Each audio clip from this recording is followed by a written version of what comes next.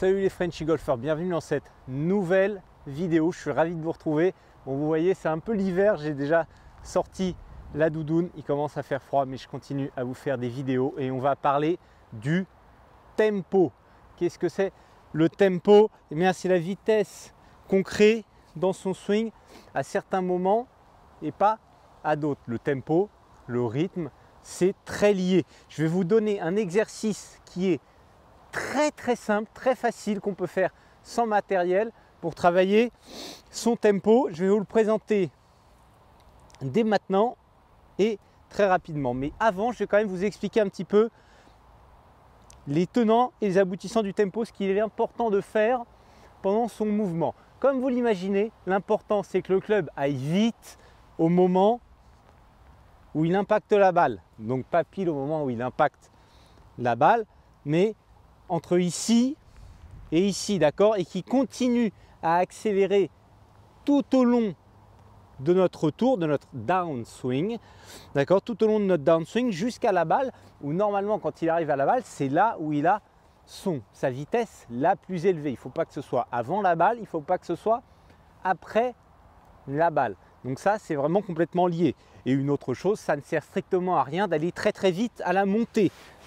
Rien du tout, ça ne sert à rien. Si vous regardez des joueurs sur le circuit, ils peuvent avoir des backswings très lents, ça ne sert à rien. Imaginez un joueur de boule, par exemple, si vous voyez un joueur de boule qui joue aux boules, comme ça, en faisant, là, vous allez lui dire non, c'est pas possible, vous ne pouvez pas faire ça, un joueur de boule, il va faire.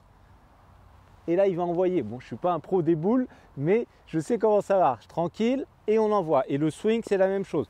Tranquille, et on envoie. Donc, vous pouvez vous inspirer de cette image-là. Mais là n'est pas notre exercice. Notre exercice, on prend notre club à l'envers, ici, et on va s'entraîner à essayer de l'entendre siffler au moment où il est en bas, en fait. On ne veut pas qu'il siffle à la montée, on ne veut pas qu'il siffle au début de descente, on veut l'entendre siffler ici, au moment, dans cette zone-là, de l'impact, d'accord? Donc lent, et il accélère jusqu'à siffler dans cette zone ici. C'est vraiment très simple, très instinctif. Il suffit juste de sentir qu'on l'entend siffler ici. Vous faites ça une fois, deux fois. Vous vous mettez devant la balle. Et vous vous inspirez de la même sensation. D'accord? Très facile. Mon rythme, je pense, va même s'améliorer. Tac. Tac. Je me mets devant la balle.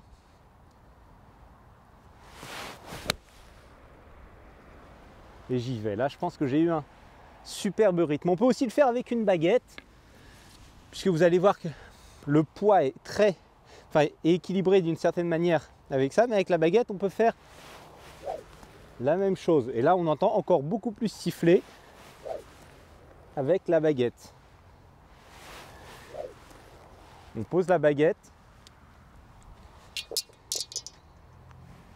et on garde la même sensation. Tac. C'est tout mou pour vous. Donc ce que vous pouvez en retenir, c'est accélérer progressivement et au bon moment. Et je suis absolument certain que cet exercice il va vous aider. Même si vous avez déjà un bon rythme, un bon tempo, ça peut que vous aider. Moi, je l'utilise très souvent quand je sens que je suis un peu hors rythme et hors tempo. Voilà. J'espère que cet exercice vous a plu, que cette vidéo vous a plu. Si vous n'êtes pas encore abonné à la chaîne, s'il vous plaît, abonnez-vous. Je me répète, mais moi, ça nous donne vraiment un petit coup de pouce. Donc, cliquez en bas à droite sur l'écran, petit onglet s'abonner. Mettez-moi un petit like, s'il vous plaît.